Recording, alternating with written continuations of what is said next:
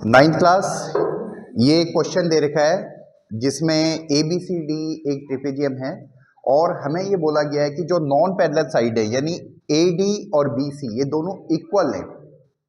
तो हमें प्रूव करना है कि ए बी सी डी एक साइक्लिक क्वाड्रिलेटरल है। ठीक है, तो साइक्लिक क्वाड्रिलेटरल के लिए हमें क्या प्रूव करना पड़ता है कि आमने सामने के जो एंगल होते हैं उनका सम 180 होने चाहिए। तो आप एक पेयर को प्रूव कर सकते हो, चाहे तो ए और सी को प्रूव कर दो। यानी साइक्लिक के लिए आपको ये प्रूव करना है angle A plus angle C equal to 180, either ये या फिर angle B plus angle D equal to 180, या तो ये या ये, क्योंकि जब एक प्रूव हो जाएगा तो दूसरा अपने आप प्रूव हो जाएगा। ठीक है, तो अब इसको करने का बड़ा आसान तरीका भी है, तो हम एक बार पहले कंस्ट्रक्शन कर लेते हैं। हम क्या कर रहे हैं, इस साइड के पैरेलल एक कंस्ट्रक्शन कर रहे हैं यहां पे, और ये मिला दिया आपस में। मान ये एक पॉइंट के में मिल गया है। ठीक है, क्योंकि ए के हमारी पैरेलल दे रखी है डी सी के, ये दे रखा है, और हमारा डी ए जो है पैरेलल है सी के, ये बाय कंस्ट्रक्शन है। जब ये दोनों पैरेलल दे रखी है तो फिर इसका मतलब हमारा ए के सी डी एक पैरेललोग्राम है, क्योंकि when two parallel lines are cut by another two parallel lines they form parallelogram.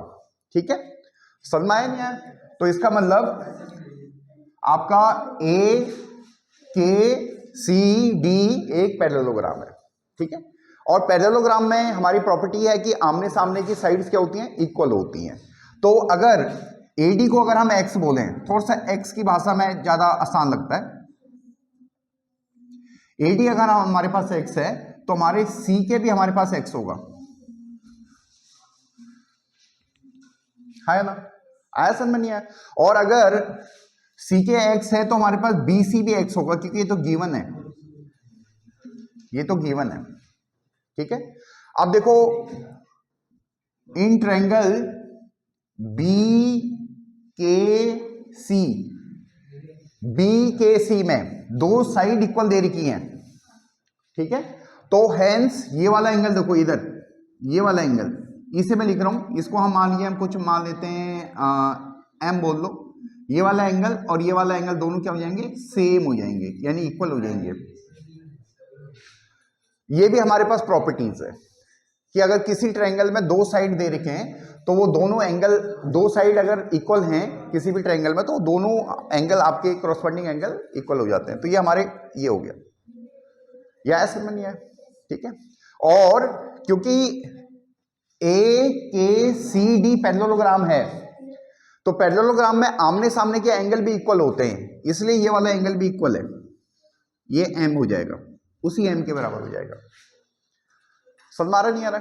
ठीक है, अब देखो ए के पैरेलल है डीसी के, और ये वाला एंगल और ये वाला एंगल भी इक्वल हो जाएगा।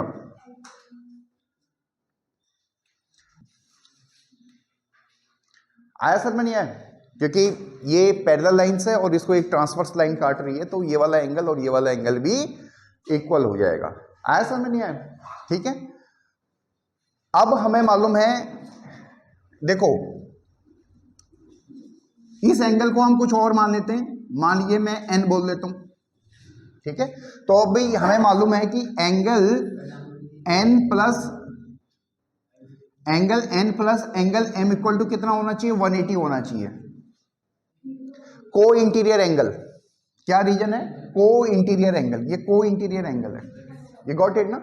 अब चाहे तो ऐसे बोलो कि एंगल BAD और एंगल M यहां बोलो या एंगल यहां बोलो, बात एक ही है, और एंगल BCD ये दोनों मिला के 180 होना चाहिए, हाँ या ना?